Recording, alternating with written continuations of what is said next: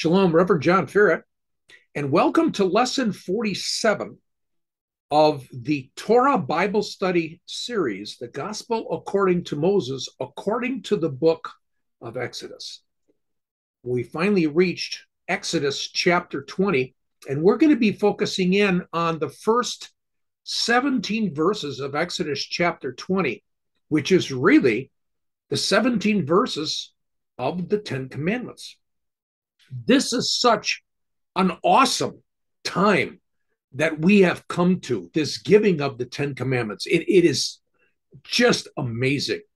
And so for us, we're going to be spending multiple sessions of lesson 47. Some will be video, some may be just audio, but going through all 17 verses of chapter 20, like I said, all related to the Ten Commandments. And once again, we want to take a look at four aspects of this entire series, both here in the book of Exodus and also in the book of Genesis. And number one, and that is, how do the Hebrews who are coming out of Egypt, they're the first audience for the Torah, the first audience for the first 5 books of the Bible. They're coming out of Egypt. How did they understand this? How did they understand the Ten Commandments, the covenant of God? Second of all, Jesus says in John 5:39 that scripture testifies of him. He says that between 24 to 30 AD, and all they had was the Old Testament, the Hebrew scriptures at that time. And so we ask ourselves, how did that audience then hear these words and understand the concept of the Ten Commandments? And then the third aspect is Jesus' disciples. They changed the world with the Old Testament. They did not have the New Testament. The gospel was in the Hebrew scriptures. The gospel was in the Torah. How? And then obviously for us today, how does that come to us today and how do we understand it? Now, I know that there are amazing Bible studies on the Ten Commandments out there. Amazing resources to study the Ten Commandments. And they're in book form, they're in video form, they're probably recorded sessions from some Christian or Jewish scholar, and you can get them on CD or DVD, printed versions of articles and papers and so on. And Light of Menorah is not trying to reteach the Ten Commandments. We're not trying to do that whatsoever. But when we take the Bible and put it back into its historical context, what we find is there are things that enhance our understanding of the Ten Commandments. They enrich our understanding. And all of a sudden, you might agree with me that this event at the mountain of God, Mount Sinai, is just awesome. Really awesome. As we put the Bible back into its historical context. So with this in mind, let's begin. As we saw in lesson 46, and that was in 2 parts, we were studying Exodus chapter 19. They arrived at Sinai, and they are about to receive the Ten Commandments. And one of the things is, it's more than a bunch of do's and don'ts, a bunch of laws that we have to keep. They are about to enter a covenant. We remember Michelangelo's famous painting of the creation, where God's hand is reaching out to Adam. It's like reaching out to us. To me, it speaks of God's desire for relationship. I think this is verified again and again. We take a look at Exodus 29, verses 45 through 46, and we read in there that God is saying, I want to dwell among my people. And in other places in Exodus, and we'll come to that as we continue on with this series, that God actually says to Moses, build me a tent. Translated into Greek as tabernacle, but all it means is tent. Build me a tent, that I may dwell among my people. Again, we see this in John chapter 1, verse 14, very famous verse. And the word became flesh and dwelt among us. However, The Greek word there, skino, basically means to camp out in a tent or a tabernacle. And here is Jesus who's coming out to camp out in a tabernacle in his tent. And all of a sudden, John chapter 1, that gospel is already connected back to Sinai, back to that first new covenant at the mountain of God. Take a look at John chapter 14, verse 20. Talk about relationship. Jesus says that in that day, and this is at his Last Supper, this is the night before he died. He says, and in that day you will know that I'm in the Father, and you in me, and I in you. He came to dwell with us and to be in us. So this is about God more than dwelling with us, more than dwelling in us, as we see in the New Testament. It's God dwelling with us and in us, and we are in a covenant relationship with him. That's the additional piece. And this is a big deal, as we're going to see now and in subsequent lessons.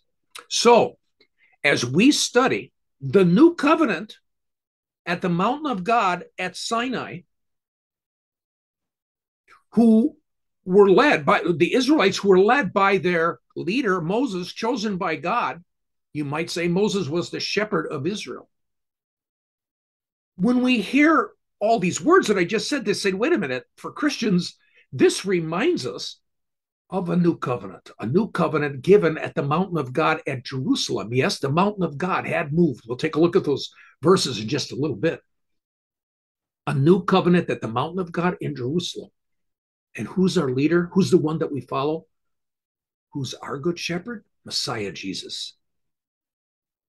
Now we're going to see that the second new covenant, that's the new covenant that we Christians are so familiar with, does not replace, I repeat, does not replace the Sinai covenant, the new covenant at the mountain of God at Sinai. But the second new covenant is a necessary aspect of God's plan of redemption. So let's begin our focus on Exodus 20, verses 1 through 17. Our focus will be on the Ten Commandments. And there are 5 different aspects I would like to take a look at in this first session as we're introducing the Ten Commandments. So the first of the 5 aspects I'd like to deal with is the fact that when we're dealing with the original Hebrew, there is no statement of 10 commandments whatsoever. Just as an example, you go to the New American Standard Bible, that translation, and you take a look at Exodus 34:28, and you see the words 10 commandments. It says the tablets, the words of the covenant, that's important. The words of the covenant are the 10 commandments. You can see it in Hebrew from the Masoretic text, and you can see the Hebrew words there in the middle of the screen in yellow, and those are the Hebrew words that are translated all the way to the English as 10 commandments. And the Hebrew is Aseret HaDevarim. Aseret HaDevarim. Now, there are only 3 verses in the Bible where the word 10 commandments actually appears. Now, we're going to look at 4 popular translations. King James on the left, next is New American Standard, then the ESV, and then the standard translation in Judaism, the JPS translation, the Jewish Publication Society translation of the Bible. They call it the Tanakh, and T stands for Torah, N stands for Nevi'im, and the Chet, the K, is Ketuvim, means the writings. So you've got the Torah, the first 5 books of the Bible, the Nevi'im, the prophets, and then you've got the rest of the books like Psalms and Proverbs and so on, the Ketuvim, and that is the acronym Tanakh, which is basically means the Old Testament or the Hebrew Scriptures. Now, when we look at this, you can see, starting on the left and working our way to the right, the English translations of the King James, the ESV, and the New American Standard all say 10 commandments.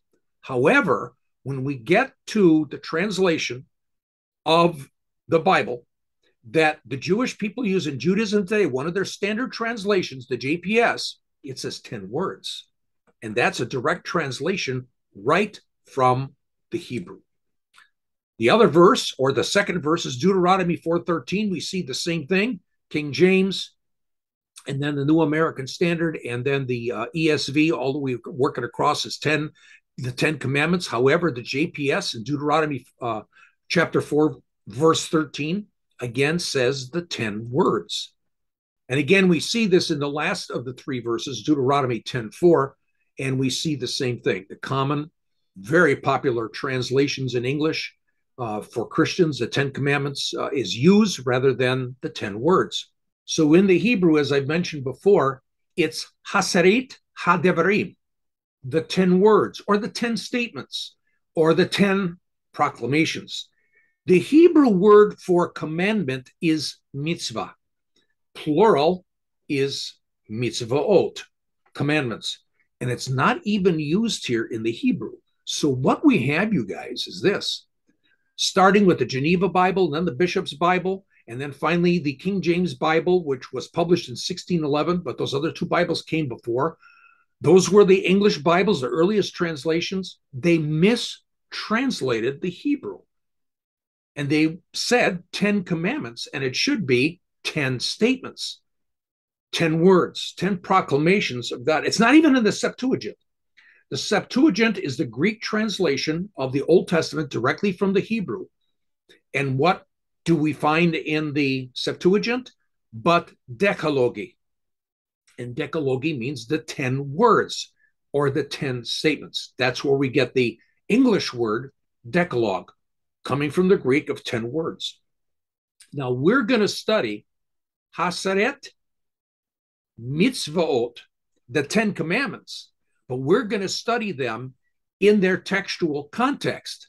We will study them among the statements God made, Hasaret HaDevarim, the 10 statements, because we're going to see within the statements are the commandments. And so indeed, here's the commandments amidst of all the words that God had spoken. What we're looking at here is Exodus chapter 20, verses 1 through 17. And I've underlined the 10 commandments of the Jewish people in Judaism. And I just want you to know, as you're looking at those words that are underlined, they are amidst all the rest of the words that God had stated. There's a lot. If you just talk about 10 commandments, there's a lot more here than meets the eye of 10 commandments. Here's the Catholic version. And we have the first commandment there in orange, the second one in green, the third in pink, the fourth in yellow, and the final one, you shall not murder, is in purple. And then the next 5 in orange, green, pink, yellow, and purple. Those are the 10 for the Catholics. And here are the 10 for the Protestants. And again, you can find this on the internet anywhere. This is probably in Bible studies that you've taken before. You probably have seen this before.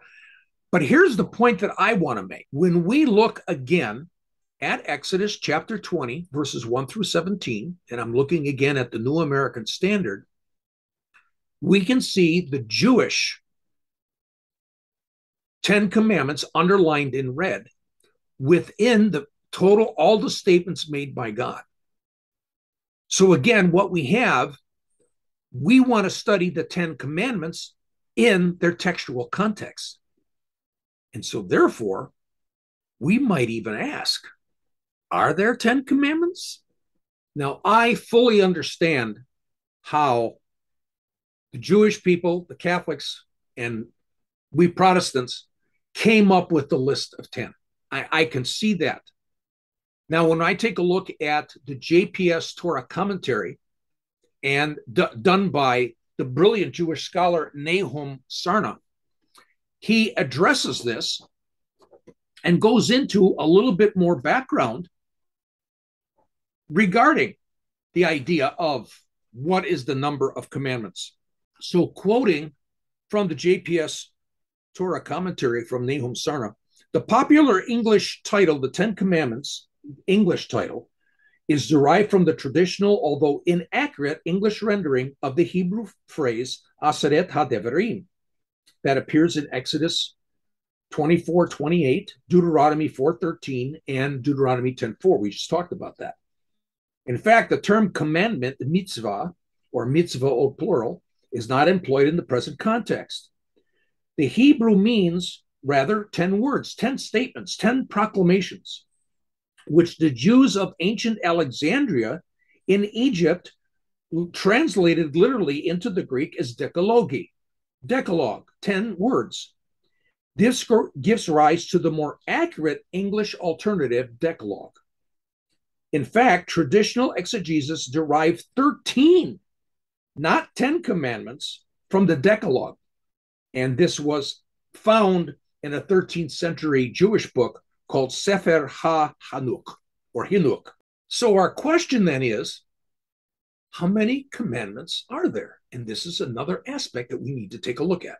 So the third aspect I want to take a look at is, are there 10, 12, or 16? And just as an example, again, when we go to Exodus 20, verses starting with verse 2 through 17, we know what a commandment is. A commandment is, it's a command. You do this. You better do this. So we could actually look at this and we find that you shall have no other gods before me. There's a command. Another command is, you shall not make for yourself an idol or any likeness of what is in heaven, above, or on earth beneath, etc. Here's another one.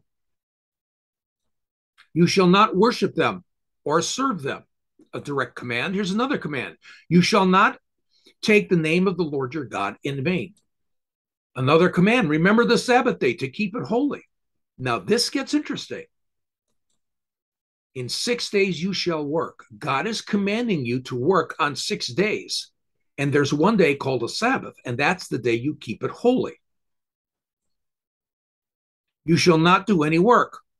You or your son or your daughter, your entire family, even your animals. So now you have a command. It's not just about you on the Sabbath not doing any work, but it's you, your daughter, your entire family, and even your animals. Honor your father and your mother. You shall not murder. You shall not commit adultery. You shall not steal. You shall not bear false witness. You shall not covet your neighbor's house. Here's another command. You shall not covet your neighbor's wife, or you shall not covet anything of your neighbor's. That's 15. So how many commandments are there? 10, 14, or 15? This is just an interesting look at two things. One, the actual Hebrew talks about Aseret HaDevarim, 10 statements that God makes. We can see that the church itself, starting with the Geneva Bible back in about 1570 something or at that time, that the Geneva Bible was the first English Bible that came out and mistranslated the Hebrew and said 10 commandments. And that's come down to us today. Now, I have no problem whether somebody says 10 statements or somebody says whether 10 commandments.